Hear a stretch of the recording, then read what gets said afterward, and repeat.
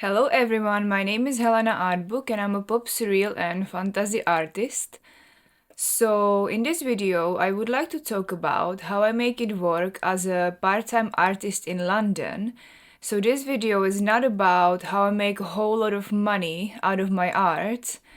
I make quite a good supplement income at the moment, and most of my bills are paid by my day job, which is a nanny, which I do part-time. So this video is more about practical ways how I make it work as an artist. I think of myself as quite a creative person, so this is to show you how I put creativity into my life to make it work as an artist without making a whole bunch of money. So everything around my art practice fits together like a puzzle. That means even my day job, my meals, my exercise routines, and all of that.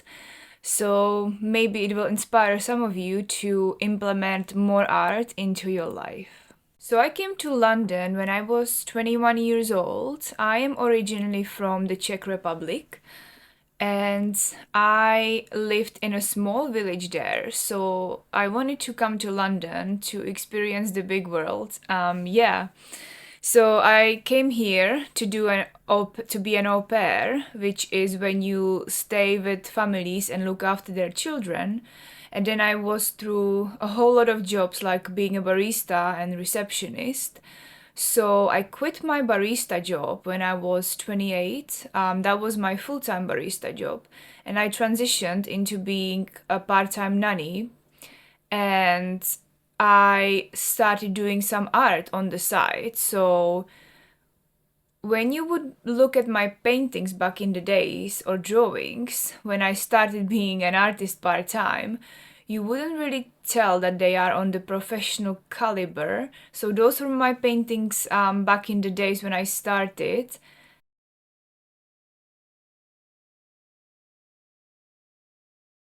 And those are my paintings now.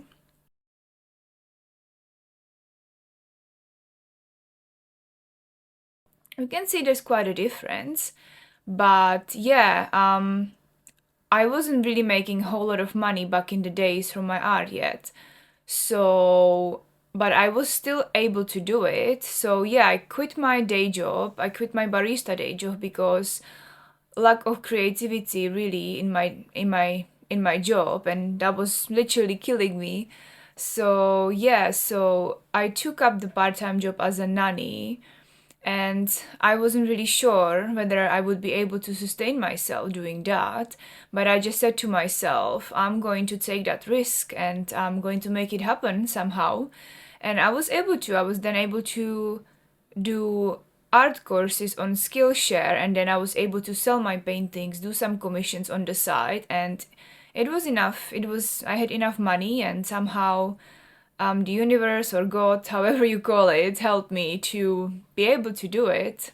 So back in the days when I quit my barista job, my full-time barista job before I became a part-time artist, I wasn't actually planning to have a part-time job and be an artist part-time. I just wanted to quit it and maybe find some calmer job because I was working in quite a busy cafe and that was not really fitting with my personality.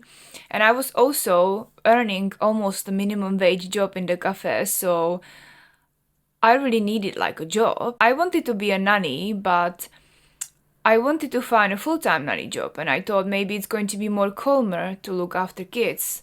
It will not require me to interact with so many people on a daily basis. So this part-time nanny position came to me quite coincidentally, and it was really well paid. So I said to myself, I will just take the risk, and this nanny job would take care of my basic necessities, and I could literally figure out if I can earn some more money out of my art, and that happened. So yeah, this tells you that even if you think that something is absolutely not possible, there are always ways how you can make your life better, or how to make the impossible possible, if it makes sense. So instead of saying I can't do something, I always find ways how I can do stuff. So take example from me again. I was on a minimum day job back in the days, and my art wasn't at the level that I could be a professional artist, even part-time, because it's very hard to be an artist these days as well. And I still live in London. So yeah, so I still found ways how to make things possible. For example, you can look around and see what you can do to make things easier for yourself. So my rent stayed low because I do gardening for my landlady. And yeah, we agreed that if I do gardening for her, she will not raise my rent. And I also help her out a lot. Like I take her dog out, which is amazing for me because I love animals. Yeah, so there are creative ways. Maybe ask your landlord if you can do anything for them instead of raising their rent. Or this is just an example, but this is literally just to open you to the possibilities around you and to see that there are other ways how to live your life. So I'm also a minimalist. I have a small studio for myself. I have my own bathroom and my own kitchen, but my studio is still very small but very sufficient. So I scale down on things that I don't really need. Whenever I do my shopping, I always think if I want to buy something, I always think, do I really need to buy this? Do I really need to buy this Starbucks coffee, this bag, this shirt? And yeah, and all those things that I didn't really buy, that I didn't need, then I could invest in something much. For example, my camera broke 2 months ago and I need to buy a new one. So yeah, so I am really being very mindful about the things that I buy. My day job is so important, and I think if you want to be an artist, I would definitely first sort out your day job and sort out the money that you have to fall back on. So my day job works really well with my personality. So before I was working in a very busy cafe, and I'm an introverted, very sensitive person, so it was not very working for me. And I came home from work and I was exhausted and I couldn't do any art at all. I just wanted to sleep. So my nanny job is working one-on-one with a child, and that's actually I can implement my skills as an introvert because yeah, I observe things and I'm very empathetic as well, so I can be there for the kids and we have actually a great time with each other. And it's more quieter as well. I only have to focus on one child. So in this way, the job that I have at the moment doesn't really drain me. Yeah, I still am. I get tired, of course, as a normal person, but it doesn't drain me completely, and I can focus on my art. So it's quite amazing, actually. So yeah, so I do my art the first half of the day, and then my kid finishes school at 4 o'clock, so I go and pick him up, and yeah, I spend the day with him, and this is a perfect day for me, really. So yeah, I would advise you, if you want to implement more art into your life, find a good day job. Yeah, get to know yourself, know your weaknesses, know your strengths, and find a job that doesn't completely drain your energy. And when you come home from work, you would still be able to do art. So I have a plan B. So as you know, art business is very unpredictable. Having an art income is very, yeah, it's unpredictable. So there are sometimes weeks or months where I don't have any income from my art and people just don't buy my paintings. So yeah, I prepared myself with a plan B. So I can do extra babysitting, I can do extra dog walking, I can find some cleaning jobs. All these things. I have all this time for myself as I only work 15 to 20 hours in my nanny job. And I can figure out if I really need some more extra money, I can find some other job. And I live in London, so it's quite easy for me. But yeah, if I really, really am short on money, there's always a plan B. In order to have this lifestyle, I have to be really okay with who I am. So I kind of started from the bottom when I was, well, from the bottom. I don't like to say this, but yeah, I started from the beginning when I was about 28 years old when I quit my day job in a cafe. I could be a legal receptionist. I had that offer, but I turned it down because I wanted to do art more. Because I understood if I take the job of being a legal receptionist, I would not have time and energy at all for my art. So I stayed in that cafe job. And yeah, and I started from the beginning. I was still an art student when I was being part-time artist, and I was still learning. So yeah, maybe sometimes family members will look at you weird, or people around you will judge, your lifestyle, and they will get promotions, they will get married, they will have kids, they will get mortgages, they will buy cars, and you'll be sitting there with like little money, doing your arts, and being a minimalist, and yeah. So I really learned to be okay that I don't live as most of people do, and it is completely okay for me because my art is the most important thing at the moment for me, and I know it makes my soul happy.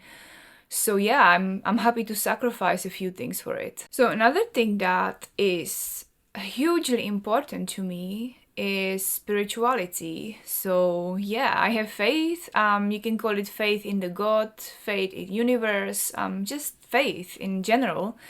And that allows me to do my art because being an artist is quite risky, and I came from like doing a minimum wage job back in the days, and yeah, and I'm still not used to it, having unpredictable income and all that. But I'm a huge believer that if you really want to make something happen, if your soul calls you to it, if you have a calling, if you are called to do something, then the universe will always aspire. The universe will always open door for you to make it happen if you follow it. And it worked for me so far. Every time I was I didn't have any income from my art, then money came from all different sources. If it didn't come from my art, which saved me. So yeah, it's working, and I'm still being an artist to this day. I still sustain myself. So yeah, it's amazing, honestly. And I always say to myself, I do 50% spirituality and 50% practicality. So of course, it's if you're gonna sit on your ass and you're just gonna believe that everything will conspire for you, you still have to follow. You still have to do the practical things like sort out your business skills, do something new, apply for those galleries, brush up on your skills. Just be a bit realistic as well. So yeah, 50% spirituality and 50% practicality works for me at the moment. So, another thing which helps me to have a good art practice is being healthy, having healthy habits. So, I exercise every day, almost every day, I move, and that clears my brain and helps me to focus on my art much, much better. Then I make sure that my diet is quite clean. Of course, I like cakes. I love cakes. My favorite food in the world is a cake. But yeah, I make sure that I don't eat it every day, and I try to sleep as much as I can. I prioritize sleep basically. So yeah, I think this is yeah, healthy habits are very important for me as well. I don't really want to be this romanticized artist which is on drugs and unhealthy and rebel and all that. No, I want to be a healthy artist.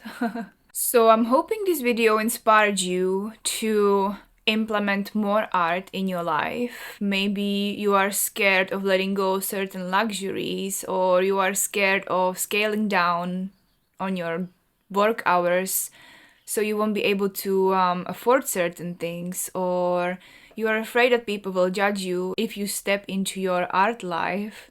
For me, being an artist is very serious, and until I figure out how to make more money out of it, I will do everything that I can to sustain it. And I know it's something that makes my soul the happiest, and yeah, and my soul happiness is really is number one thing, because I know how it feels like if your soul is not happy, and it is a horrendous pain. It really is, and I don't want to go back there again. I would rather have unpredictable income and be a little afraid, but I know that my soul will thank me for it later. And yeah, it's making me happier and healthier person. And if I die tomorrow, I would still be proud of myself that I allowed myself to do something that makes me really happy, that I just gave myself a chance to pursue my dreams. And I don't know how the result is going to be in the future. Will I do it full time? I don't know. Honestly, I don't know. Maybe I will always have a part time job, which is okay. I enjoy my part time job. I love kids. I love working with kids. So, whatever is going to happen with my art journey, yeah, whatever is going to happen, then it's gonna happen. Yeah, and I will do my utmost to sustain this lifestyle. And I hope you will also not abandon your artistic inner child. So yeah, thank you so much for watching this video. And yeah, if you wanna hear more from me, or if you wanna see more of my art, I mean, there's my website, there's my Instagram. You can also subscribe and hit like and all that if you want. Yeah, I'll be here and I'll be making art. Thank you so much. Bye.